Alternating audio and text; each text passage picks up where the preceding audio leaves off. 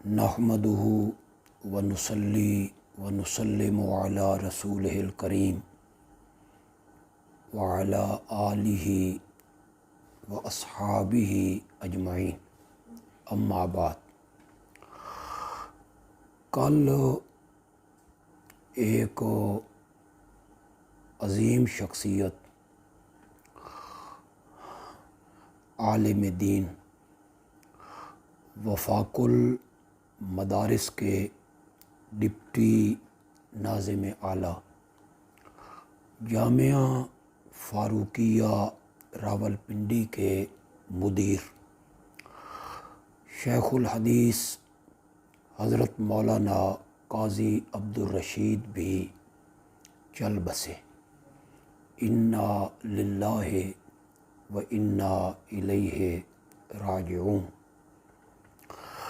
حضرت قاضی صاحب کو اللہ نے بہت سے اوصاف عطا کیے تھے، اور حضرت قاضی صاحب بے شمار خوبیوں سے مالا مال کیے گئے تھے۔ ان کی جو خوبیاں ہیں، اوصاف ہیں، ان میں ایک وصف ان کا معتدل رویہ ہے۔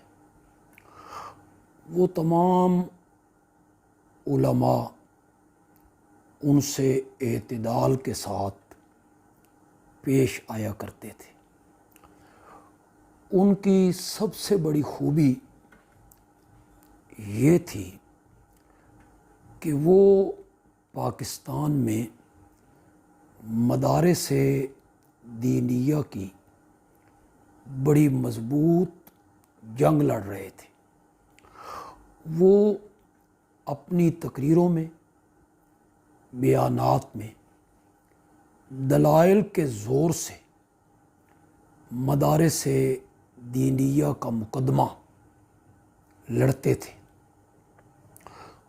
وہ صحیح معنوں میں مدارس دینیہ کے وکیل تھے۔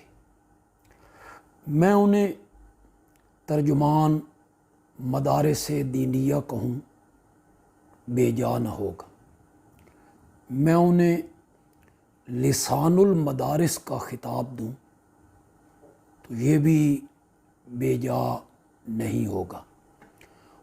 انہوں نے ہر باطل قوت کے خلاف بھرپور جد و جہد کی۔ ختم نبوت کا مسئلہ ہو تو ختم نبوت کے محاذ پر انہوں نے ایک عملی جنگ اور جہاد کی ہے۔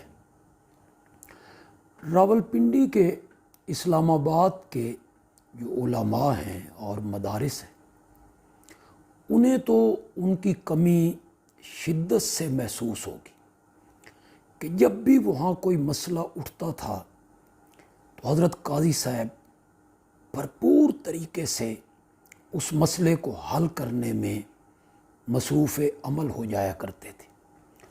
لیکن حضرت قاضی صاحب کی جو جدائی ہے اور رحلت ہے، یہ تمام مدارس دینیہ کے جو کرتا دھرتا لوگ ہیں وہ اسے شدت کے ساتھ محسوس کریں گے۔ میری یہ دعا ہے کہ اللہ تعالی حضرت قاضی صاحب کی کوتاہیوں سے درگزر فرما کے انہیں اپنے جوار رحمت میں جگہ عطا فرمائے۔ ان کے پسماندگان کو اللہ صبر جمیل عطا فرمائے، اور ان کے جو جانشین ہیں مولانا جنید رشید صاحب، اللہ انہیں صحیح معنوں میں ان کا خلف الرشید بنائے، اور وہ اسی طرح جس طرح ان کے والد مرحوم مدارس کے ساتھ اپنے جامعہ فاروقیہ کی ترقی کے لیے محنت کرتے تھے، اللہ ان کے جانشین کو بھی اس کی توفیق مرحمت فرمائے۔